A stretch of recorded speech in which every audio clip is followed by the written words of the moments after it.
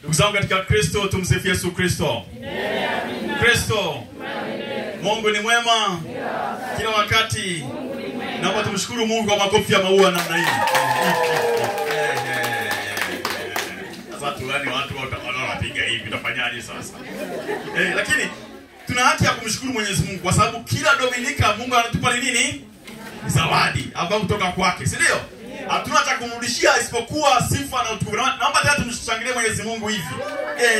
Hivi. Hapo safi, hapo safi. Sasa ndugu zangu, wazo letu la leo. Sawa, wazo letu la nini? Kwa sababu hii ukisikia Dominika hata masomo kunabidi kuna vitu fulani hivi, sawa? Kwa sababu kuna watoto tutafanya, sawa? Watu wasema mshaelewa. Wazo letu la leo, mwambie jirani yako amekamatwa. Haya amekamatwa. Mwangalie mzuri, ndio wazo. Haya amekamatwa.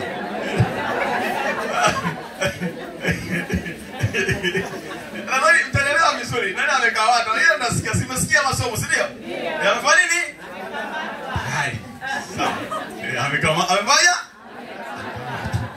Sasa waeleza vizuri ili muweze kujua kukamatwa kumetokeaje sasa. Sawa?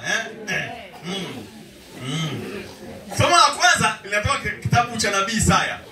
Ile sura ya 43 aya ya 16 mpaka ya 21.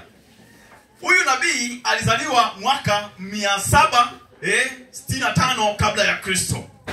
Katika mji mmoja huko Yerusalemu.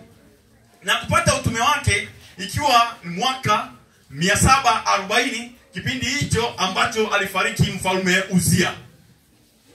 Sasa hili somo tulisikia sasa, ilikuwa ni kipindi ambacho wana wa Israeli wamefanya nini? Wamekamatwa. Wamefanya nini?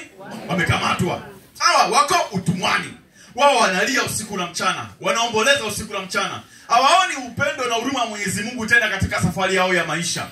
Yeye anawaambia, msiwaze, msiwe na hofu. Muamini nani? Mungu. Kwa sababu huyu Mungu anawaona, Mungu anahurumia, Mungu ana upendo. Siku moja atawarudisha tena katika nchi yenu ya ahadi. Hii nchi yenu, huku kurudi kwenu sasa, katika nchi ambayo mnaipenda, kutakuwa kwa shangwe kubwa na kwa utukufu mkubwa. Tofauti tena na au zaidi ya kipindi kile alichowatoa katika utumwa kule Misri. Tumesikia somo likieleza vizuri kabisa. Kama yeye aliweza kugawa bahari, aliweza kufanya hivi, kuongoza jangwani, atafanya vile vile. Na nyinyi mtashangilia, mtatambua kwamba Mungu wetu ni Mungu anayeona, Mungu wetu ni Mungu mwenye huruma, hata kama umefanya nini? Umekamatwa. Msifu Yesu Kristo. Sasa huruma na upendo wa Mwenyezi Mungu umeonjwa na mtu mmoja katika maandiko matakatifu. Ndio huyu tunamsikia. Anaitwa nani? Paulo. Akiwaandikia Wafilipi ile sura ya 3 aya ya 8 mpaka ya 14. Hii jumuiya alianzisha mwenyewe akisaidiana na Timotheo na Sila. Ilikuwa ni mwaka 50 baada ya Kristo. Katika ziara yake au safari yake ya pili ya kimisionari, unaweza kusoma hizo habari katika kitabu cha Matendo ya Mitume ile sura ya 16 aya ya 9 mpaka ya 40. Aliipenda sana hii jumuiya. Aliteseka, alifungwa, alipigwa, alishtakiwa, lakini anasema anahesabu yote hayo kama nini? Hatusemi hapa. Sawa? Kwa sababu ya kile ambacho amekionja, amekipata ndani ya nani? Ndani ya Kristo. Ameonja huruma, ameonja upendo wa namna ajabu. Kwa sababu unakumbuka historia yake, si ndio? Paulo alitesa nini? Kanisa. Unakumbuka? Aliwatesa mitume, alinyanyasa watu wote walikuwa wanamkiri Kristo. Lakini Mungu alimpenda, akamchukua, akamfanya kuwa mtume hodari. Na yeye sasa hivi anafurahia, anameremeta ndani nani? Ya Kristo. Anatamani sana aione hiyo furaha katika tarajia yake au taraji lake wapi? Mbinguni. Na nataka hiyo huruma na mimi na wewe tuionje katika safari ya maisha sisi wabatizwa. Ili siku zote tuweze kufurahi hata katika hadhari yoyote, hata katika masumbufu yoyote. Tukumbuke Mungu anafanya nini? Anatupenda. Na huu upendo sasa wa Mungu unaonekana katika somo tulisikia, somo la Injili. Tunasikia, naomba tueleza vizuri kabisa. Wazo kuu ni nini? Matwa. Mabeje lako amekamatwa. Sasa huu moyo wa upendo na hiyo roho ya ajabu tunaiona kwa huyu Kristo katika hii simulizi. Hii simulizi ni nzuri sana. Ni nini? Ni nzuri? Ambia ukweli, ni nzuri sana. Lakini kama haikuhusu, sawa? Unaelewa? Yaani ni nzuri, sawa? Yeye mwanamke amekamatwa, si ndio? Kama ifa nini? Haikuhusu. Sasa ikikuhusu, ndio utaelewa. Ndio maana kabla wazokoa hapa nini? Sasa hautaisikia sehemu nyingine yoyote. Hii simulizi ni katika Injili ya Yohane tu peke yake. Sasa wengi wanaweza kutafakari mambo mengi sana: huruma, upendo, msamaha, kuanza upya kwa Mungu anayetupa nafasi nyingine tena ya kujirekebisha, si ndio? Mambo ni mengi sana hapa, si ndio? Lakini leo sisi tunatafakari hapa nini? Amekamatwa. Sasa naomba niambie ndugu zangu, tukiwa na wazo hilo kwamba amekamatwa, naomba tafakari mawazo makuu mangapi? Madogo tu. La kwanza, mwambie jirani yako wamemkamata. Tayari. Wamefanya nini? Kati ya kitu kizuri kusikia, unasikia wamefanya nini? Wamefanya nini? Wamemkamata. Inapendeza sana, si ndio? Wamemkamata. Naomba tuisikie simulizi. Tumesikia Yesu amepanda mlimani Mzeituni, amesali kule. Asubuhi yake anakuja, anashuka, anaingia kwenye hekalu. Anahubiri na watu wote wanafanya nini? Wanamsikiliza. Na katika hao watu waliokuja kumsikiliza baadaye, sasa wanatokea watu fulani ambao ni Mafarisayo na waandishi. Hawa ni watu ambao huwa wanagombana saa nyingine na Yesu. Ndio mnajua story zao, si ndio? Kuna msigano hivi. Leo wanakuja. Wanafanya nini? Wanakuja. Ni story nzuri, sawa? So wamemkamata. Si ndio? Wanakuja sasa leo. Hawaji peke yao. Leo waji wanakuja na mtu mwanamke. Huyu mwanamke wamemkamata, si ndio? Sawa? Hao waandishi wamemkamata. Alafu wanakuja wamemkamata katika nini? Katika uzinzi. Tutaongea taratibu watu wasielewe. Nataka kuongea sasa. Sawa? Ndio maana najipanga. Sawa? Ili tuweze kuelewa. Na wanamweka katikati. Wapi? Katikati. Yaani wanamzunguka hapa. Mweka wapi? Katikati. Sasa alafu naomba tuelewe sasa. Huu ni umati. Huu nini? Wamemkamata. Sio kwamba wanachosema ni uongo. Sawa? Sio nini? Uongo. Wamefanya nini? Wamemkamata. Sio uongo. Hawamsingizii. Wamefanya nini? Wamemkamata. Yaani wamemkamata, wanasema Waingereza in a very act. Yaani wakati ile mpapa huyu hapa. Yaani unajua unakamatwa sehemu. Yaani hakuna mashaka. Yaani ni hapo tumemkuta. Yaani wakati akiwa hapa. Sawa? Sisi tukafanya nini? Huyu. Utakimbia wapi? Hata anacheka hapa, anawaza vitu vya mbali. Turudi hapa kanisani, sawa? Sasa wanamleta kwa Yesu wakiwa na ushahidi. Alafu wanamwambiaje? Mwalimu. Hamuhitaji mwalimu hawa. Wanamwita nani? Mwalimu. Huyu mtu tumekamata. Lakini sisi tuna sheria. Tuna nini? Tuna sheria. Kwa sheria huyu mtu ambaye tumemkamata lazima afanye nini? Apigwe mawe mpaka kufa. Sasa naomba niwaambie sheria kama inasemaje. Sheria inafanya inasema nini? Sheria kwa kadiri ya rasimu ya Hammurabi ilikuwa inasema hivi: wahusika wakikamatwa sharti wazamishwe kwenye maji wote wafe. Naona wakifanya nini? Wakikamatwa wazamishwe kwenye maji. Watu wanaanza kutafakari wenyewe hapa, sawa? Haya. Sasa wenyewe wasema Musa au kwenye Torati kuna nini? Sheria, si ndio? Sasa naomba niwasomee sheria inasemaje. Inasema hivi: na mtu azinie, sikilizeni sheria hiyo. Wamemkamata. Na mtu azinie na mke wa mtu au mtu mwingine, mtu azinie na mke wa jirani yake sharti kufa. Nasikia sheria. Yeye na huyo mwanamke. Haya sasa. Hiyo utasoma Mambo ya Walawi ile sura ya 20 aya ya 10. Sheria nyingine inasemaje sasa?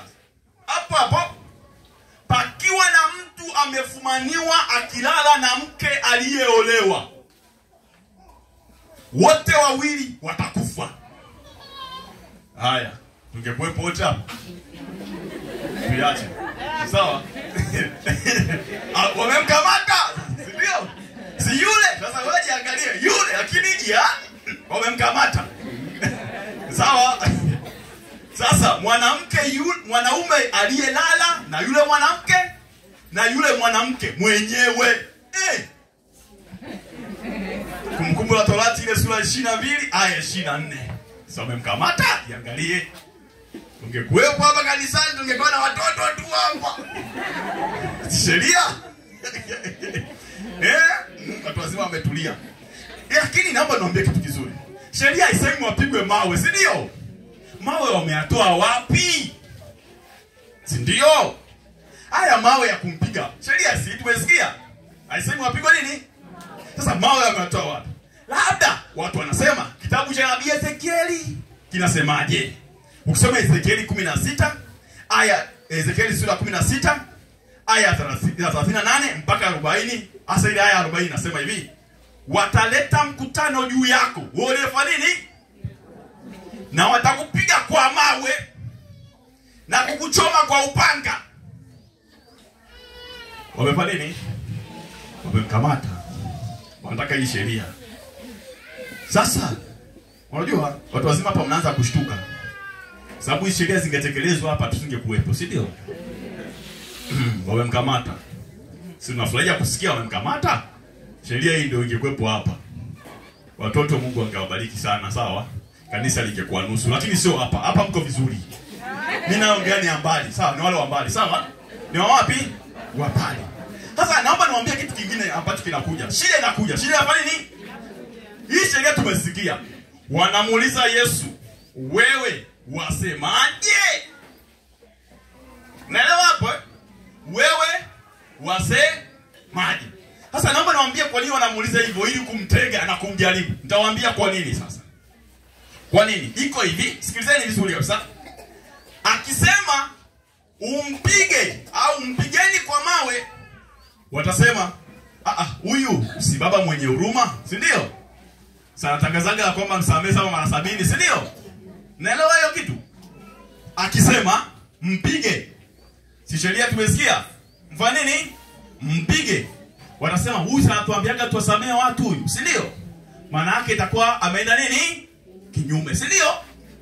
Sasa akisema msimpige, amevunja Torati, si ndio? Amevunja nini?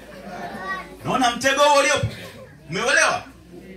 Kitu kingine, akisema vile vile mpigeni, wanataka kumshtaki kwa nani? Nataka niwaambie, kwa serikali. Kwa sababu hawa watu walikuwa chini ya Warumi, na Warumi peke yao walikuwa wameweka sheria au wameweka utaratibu. Ni wao peke yao ndio wanahusika na swala linalohusu kifo cha mtu. Na ndio ndugu zangu hapa, nitawaambia kama mmesahau. Mnakumbuka wakati Yesu amechukuliwa mbele kwa Pilato? Mnakumbuka hiyo story? Aliwaambia, nyinyi mchukueni mhukumu kwa sheria yenu. Wenyewe wanasema sisi hatuna mamlaka. Mnakumbuka?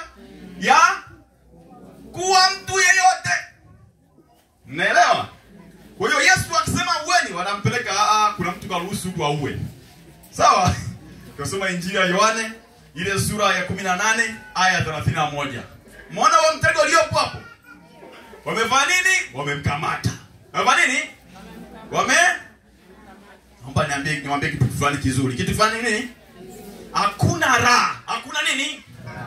Hakuna kama kusikia wamefanya nini? Wamemkamata. Nyie bwana ile raha nyie. Yaani umekaa sehemu unasikia wamefanya nini? Wamemkamata. Iwe ameiba au amefumaniwa. Lakini wamefanya nini? Wamemkamata. Yaani naomba niwaambie, furaha kubwa ya watu wanapenda kusikia mwingine amekamatwa. Watu wanapenda kusikia mwingine ameaibika. Naomba niwaambie ukweli kabisa.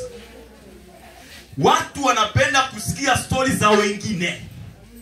Amini usiamini ninachokwambia. Na ndio ukweli huo. Watu wanapenda kusikia ubaya wa watu wengine. Watu wanapenda kuona wengine wakiwa uchi.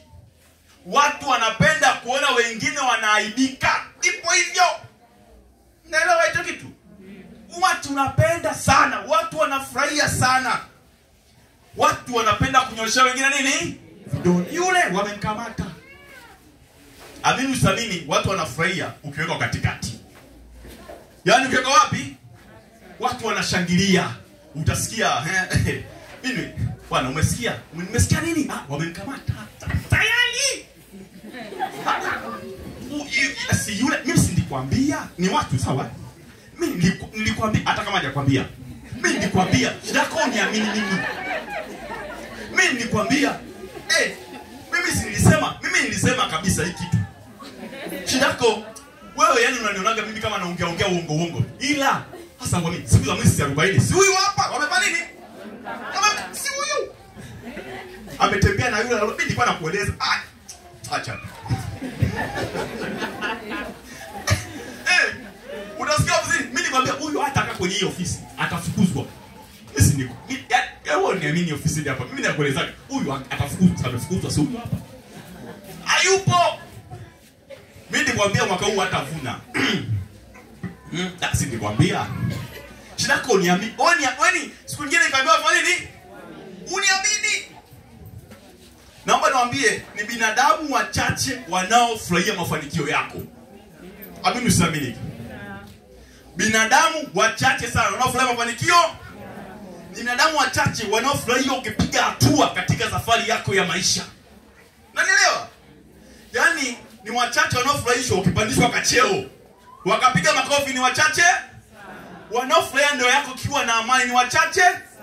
Wanaofurahia watoto wako wakifanikiwa ni wachache. Wanaofurahia maisha yako kiwa na furaha ni wachache sana. Mafanikio yako kwa wao sio story. Sio nini? Sio story. Haivutii kwa walio wengi. Unajua? Mbwa kung'ata mtu au kula mtu sio issue. Ila mtu kula mbwa ni story. Unaelewa? Umati wa unasubiri siku utakapowekwa katikati. Ndio utajua sasa. Ndio utajua kwamba watu wanaozunguka sio wema. Mimi nakueleza kweli kabisa. Kwamba ndugu ulionao sio nini? Watu ulionao katika ofisi sio nini?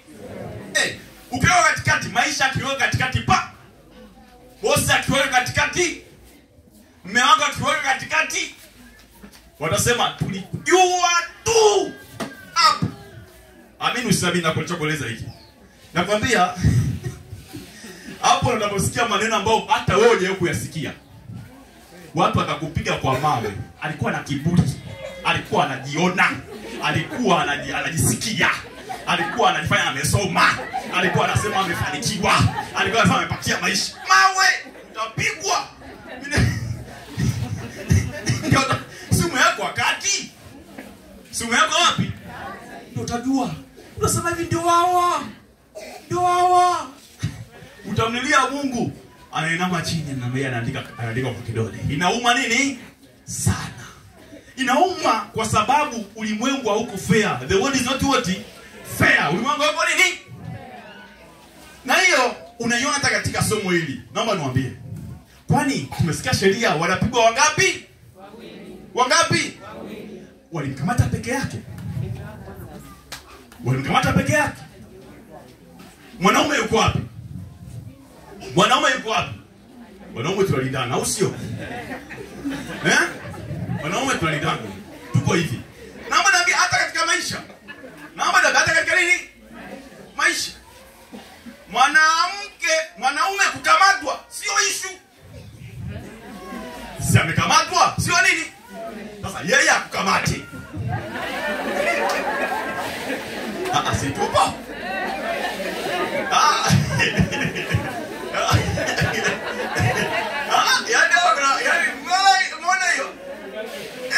Lazima muelewe.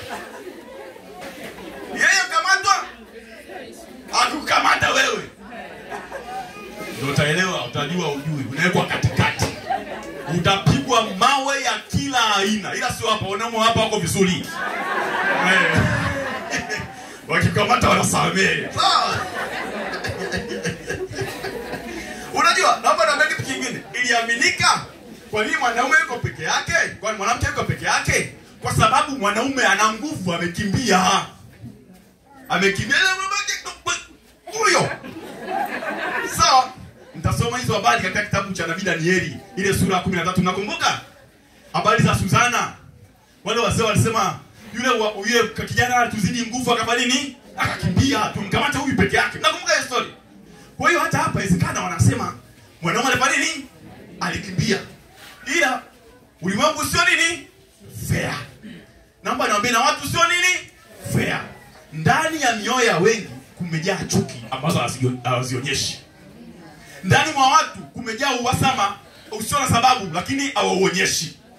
Ndani mwa watu kumejaa roho kuona wengine wanaaibika ingawa hauonyeshi. Ila nafasi ikitokea utawasikia wamemkamata. Ameaibika. Tulijua. Tulisema.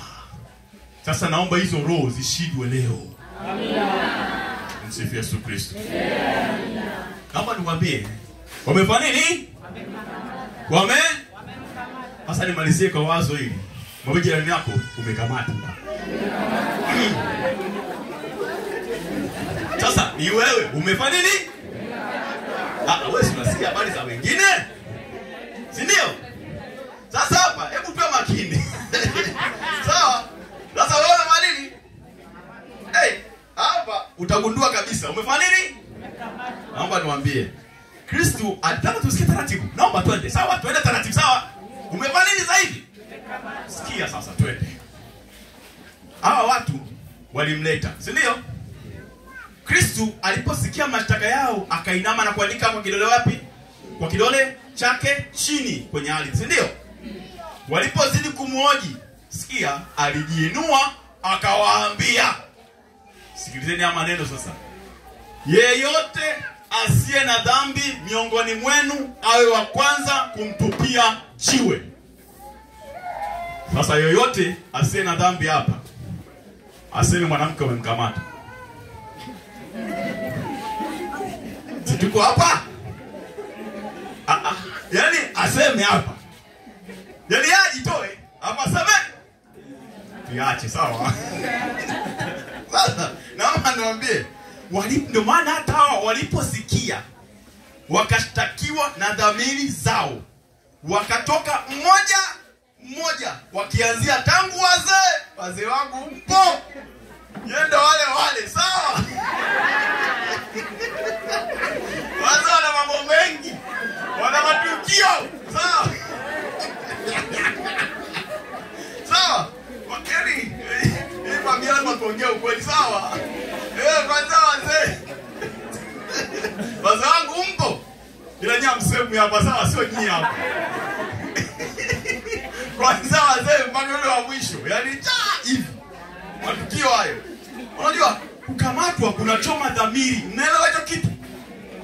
Kukamatwa kunachoma nini? Hivi ushawahi kukamatwa? Ushakukamatwa? Yaani unakamatwa na baki uko hivi. Wazungu wanasema fight or flight.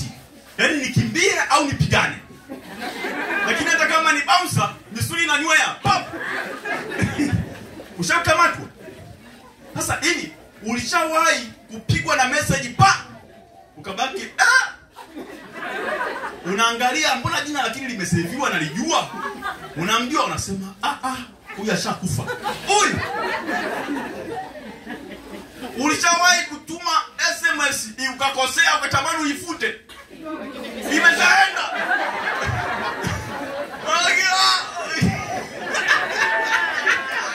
Ushakukamatwa. Unaelewa? Ushawahi kukosea message kwenye group umeituma ukafuta mmoja akacheka. Hadi wewe.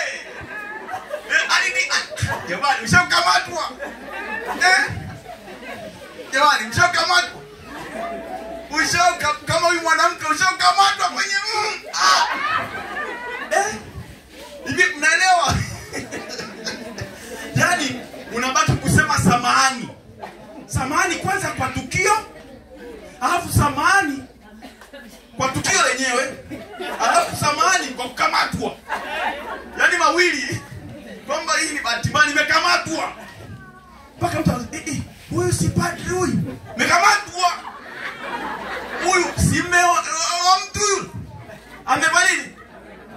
unakuwa mnyonge hivi. Watu wanajiuliza Usi alikuwa anaimbaga kwaya. Usi mwenyekiti amekamatwa. Jamani, naomba niwaambie ukweli. Acheni masiala. Kukamatwa kunadhalilisha. Kwa nini? Jamani, kunadhalilisha sana. Leo umefanya nini? Yaani wewe angalia, nitakwambia umekamatwa. Na Mungu anasema leo, tumesikia anachora kwa kidole chake chini. Mungu hakudhalilishi, si ndio? Mungu anasema mwanangu usifanye nini? Sikudhalilishi, anaandika kwa kidole chake. Unajua ina maana gani? Naomba niwaambie kwa haraka. Inasemekana hawa watu waliona dhambi zao wakaanza kuondoka mmoja mmoja. Sawa? Lakini kingine inasemekana, naomba niwaambie kitu ambacho usije kadanganywa na mtu. Ukisoma kitabu cha Kutoka ile sura 31 aya 18, Mungu aliandika amri kwa kidole kwenye mawe. Si ndio? Ukisoma tena kitabu cha Kumbukumbu la Torati ile sura ya 9 aya ya 10, Mungu aliandika kwa kidole katika mawe. Ilikuwa ni ngumu kufutika. Ni ngumu kwa nini? Kufutika si mawe. Ila leo anaandika katika nini? Manake unaweza kufanya hivi tu. Ni huruma hii na upendo nani? Yeye aliyeandika anaandika tena upya. Mnaelewa hiyo? Sawa? Ndio maana wanasema Mtakatifu Agostino wanasema hivi, hakuna dhambi unayoisikia imefanyika ambayo haikuwahi kufanywa na mtu mwingine. Naelewa? Iko hivi. Hizi dhambi ambazo tunasikia tushazifanya nini? Fanya. Wengi tunawahukumu watu sana. Tunapenda kupiga watu mawe. Tunapenda kuona watu wanaaibika. Tunapenda kusikia asili za wengine. Ila kumbe lazima zifanye nini? Sana. Kuanzia wazee mpaka mabele nako umekamatwa.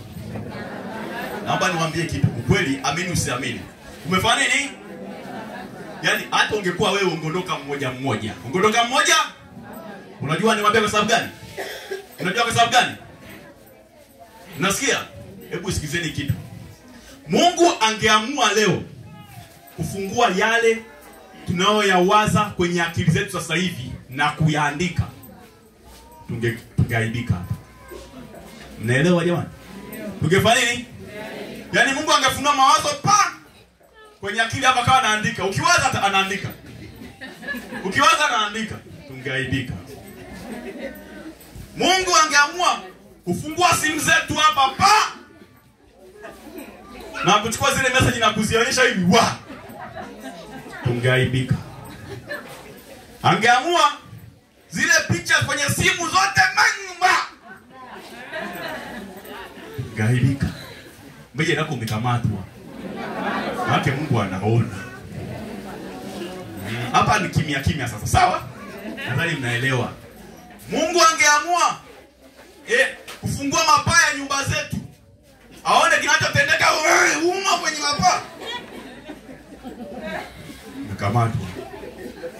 Umekamatwa.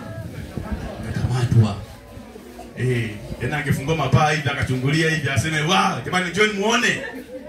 Umekamatwa. Dada usione aibu, angalia tu, sawa? Umekamatwa. Wazee wenzangu wazee, si wazee, umekamatwa. Sawa?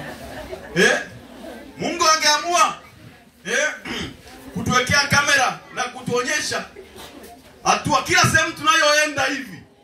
Kuna kamera. Umekamatwa. Umefanya nini? Umekamatwa. Mungu angeamua aonyeshe tunayoyafanya tukiwa peke yetu. Na simu na website tunazoingia. Umekamatwa. Tayari. Sawa? Alvaridi. Umekamatwa. Mungu angeamua afanye mchana huu uwe au usiku uwe mchana, usiku ile jua kama hili hapa. Jamani umekamatwa. Naomba niambie ukweli. Mwingine usiku hapa anakuwa sio. Umekamatwa. kimya kimya sasa. Yaani watu wanatulia, mfano nini? Umekamatwa. Sawa? Yaani maisha yetu yangekuwa ni kwenye screen. Kila kitu, kila nini? Kila kitu. Umefanya nini? Umekamatwa. Inaumiza, si ndio? Umekamatwa. Leo Mungu anakuangalia hivi. Sawa, anafanya nini? Anakuangalia. Anakuambia, si ulimkamata yule mwanamke? Sasa leo wewe umefanya nini? Umekamatwa. Hebu tafakari maisha yako. Usinyoshe wengine nini? Vidole. Badilika, inuka, hata yeye akuhukumu. Usitende dhambi tena. Kwa Mungu huyu iwe sifa na utukufu milele na milele. Amina. Tumsifu Yesu Kristo. Barikiwe sana sana sana.